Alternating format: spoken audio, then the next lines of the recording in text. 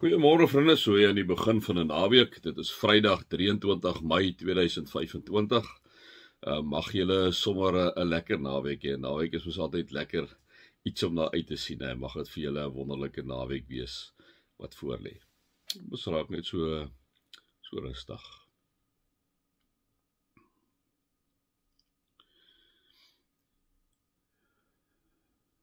Here, as ons nie tot U bid nie, is ons nie vir U gehaat het nie. Here, by wie sou ons kan gaan sit en ons vrese uitdruk? By wie sou ons kon gaan sit wanneer dit met ons nie goed gaan nie? Here, wie sou ons kon loof en aanbid en prys? Vader God, ons sou so 'n nuttelose bestaan gehad het, want ons gaan so maar net gegaan het oor onsself. Ons sou ons eie rigsnoer gewees het. Here, as ons so deur die wêreld kyk, dan sien ons, dit gaan nie goed nie. Waar mense dink hulle is hulle eie rigsnoer nie, waar mense dink hulle is eintlik 'n God op hulle eie nie. Heilige Gees, gee vir ons dat ons altyd 'n diepe afhanklikheid van U sal lewe. Here, 'n diepe bewuswording dat sonder U is ons niks. Heilige Gees, dankie dat U God self vir ons lief is. So lief is dat U in ons woon. So lief is dat U saam met ons op pad stap. Dankie vir U. Dankie vir U hier wees. Dankie vir U omgee vir die aarde.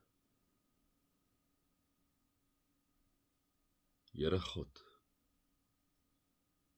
dankie dat ons U mag gaan bid. Amen.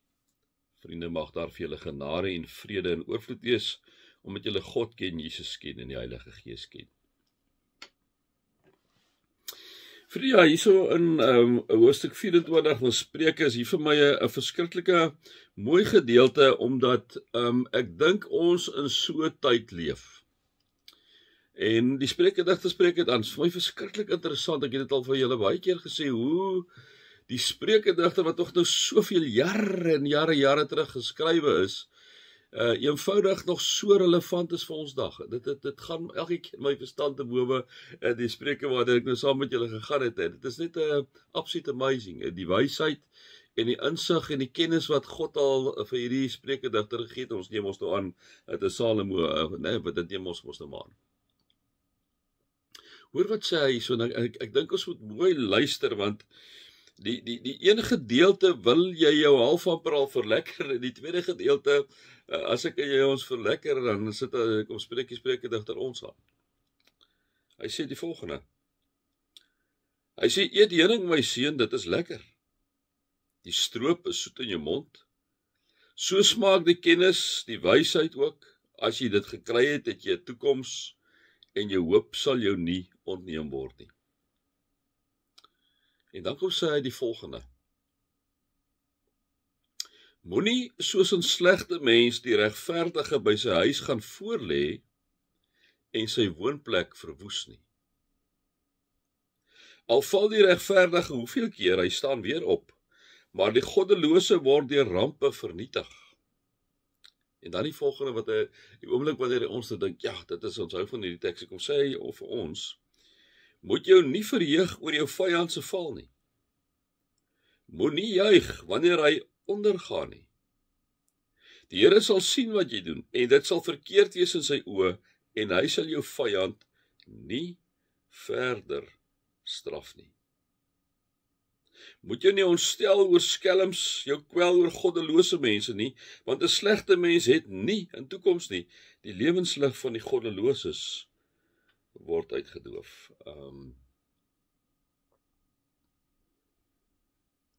Vriende, Ons het nou die dag het ek 'n gesprek in 'n ander groep gehad, spesifiek oor die onderwerp oor die wat in ons land ook aangaan met die misdaadsgeweldsgoed wat so geweldig groot is. Ons het ook gepraat oor die kinders wat deesdae amper half die bendes nastreef, want die bendes het karre en hulle het rykdom en allerlei tipe van goed. Wat ons ook vir mekaar gesê het, waar dit baie keer lyk asof hulle vryheid het hulle geen vryheid nie. Die goddelose, liewe vriende, lyk of hulle het nie vryheid nie.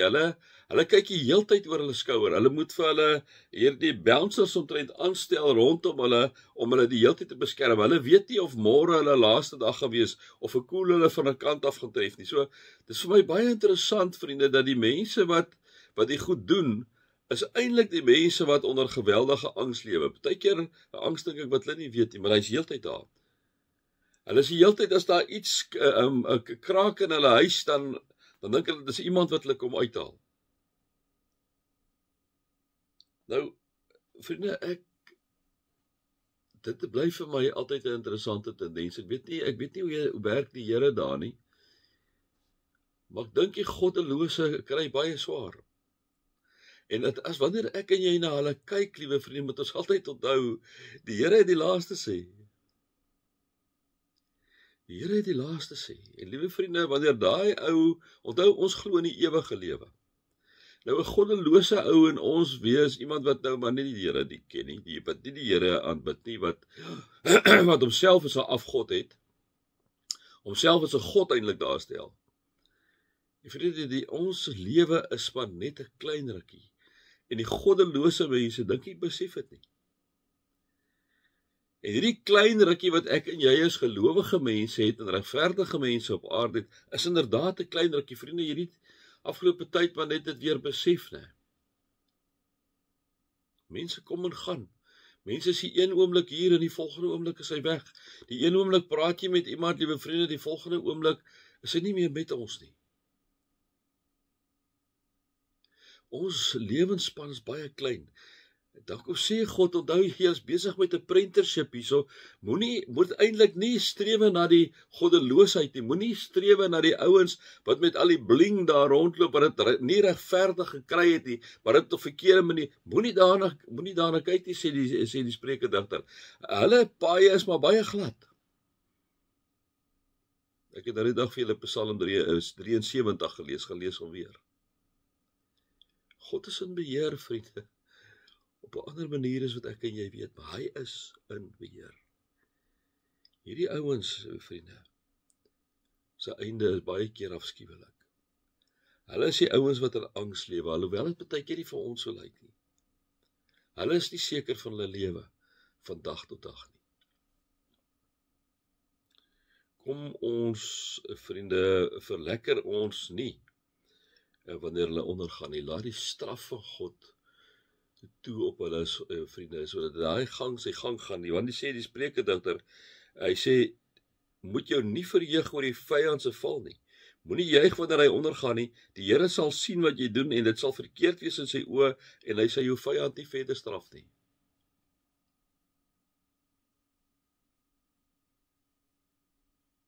Vriende, om in die hand van 'n lewende God te val, is die ergste wat kan gebeur.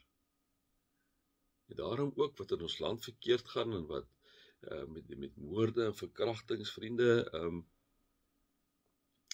jou liggaam is een ding, maar om jou siel verwoes te hê en vir altyd in die ewige duisternis te wees, in die ewige hel te wees, vriende, dis nie grappies nie.